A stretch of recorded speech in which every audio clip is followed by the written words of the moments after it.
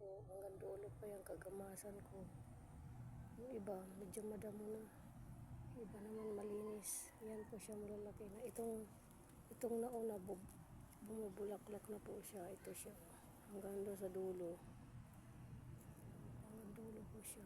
Ito naman po yung bagong tanim. Ito po siya. Hanggang dulo naman po siya. Medyo maliliit pa po. Hanggang hita na po siya. Yung iba naman hanggang baywang na. Mabilis lumaki.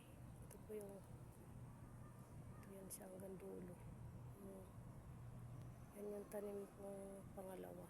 Ito yung malalaki na. Ito yung una. Bunga na siya kaso nagkaroon siya ng uod. Kaya ini-spray ko po siya. Ayan po siya mga uod. Pag sila hinahawakan ko, dinudurog ko talaga sa kamay ko. Mamaya ulit mga idol, ako yung magtatanim ng kamuting baging.